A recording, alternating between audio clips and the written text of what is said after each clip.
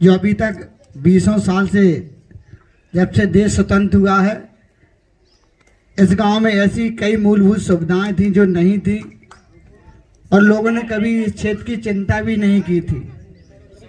जिनको आपने झोली भर के पूरी ताकत से हमेशा जिनका समर्थन किया है, जिनके लिए आपने वोट किया है, आपने हमारे लिए वोट किया है, जितना भी किया है, तो हमारा धर्म बनता है, क्योंकि आप हमारे लिए खड़े रहते हैं तो हमारा भी धर्म बनता है कि हम आपकी चिंता करें, हम आपके लिए काम करें। ये परस्पर होता है, क्योंकि राजनीतिक क्षेत्र में हम काम करते हैं, हम तभी काम कर पाएंगे जब आपकी तरफ से हम लोगों को ताकत मिलेगी। आप हर व्यक्ति निर्वाचित होगा, जनप्रतिनिधि बनेगा, तब लोगों की मदद कर पाएगा। 2018 में हम चुनाव लड़ने के लिए यहाँ आए थे। इस क्षेत्र में केवल 15 दिन हमें चुनाव में मिले थे। हम 600 वोटों से 650 वोटों से चुनाव हार गए थे। 5 साल आपने देखा होगा कि हारने के बाद इस बैनीगंज में लोग 20 साल में इतनी बार नहीं आए होंगे जिनको आपने पलक पाँवों पर बिठा करके रखा है। लेकिन मैंने हारने के बाद इस बैनीगंज को अपना घर, अपना परिवार माना और मैंने हमेशा यह सोच करके काम किया कि इन बेचारों की चिंता करने वाला कोई नहीं है। केवल वोट लेते हैं और चले जाते हैं, फिर लौट करके नहीं आते हैं।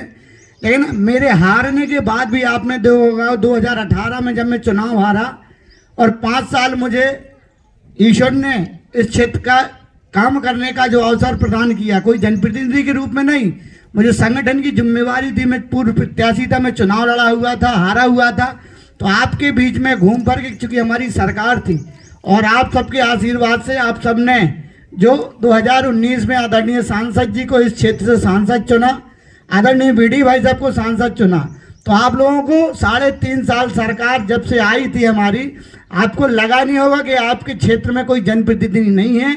आपके बीच में मैं आता रहा, आपके बीच में काम करता रहा। ऐसे कई बड़े काम है इस बैनीगंज के जो आप लोगों ने हमसे मांगे, ये कभी संभव नहीं थे काम। आप क्या सोचते हो? हम इसके लिए, काम के लिए इच्छा शक्ति चाहिए पड़ती है भैया। हमें ये मानना पड़ेगा कि जो इनको कष्ट हो रहा है, इस गांव के लोगों को जो परेशानी हो रही है, वो हमारी परेशानी है। तब जाकर के हमारा भाव जगेगा और हमारे उस काम को करने की इच्छा जागृत होगी। जैसे ही आपने देखा होगा कि हमारी नगर पंचायत की अध्यक्ष भारतीय जनता पार्टी की बनी, ये बहुत कठिन काम थे। जो भी श्याम बाबू जी ने बताया ना कि आप लोग बरसात में जा नहीं पाया करते थे।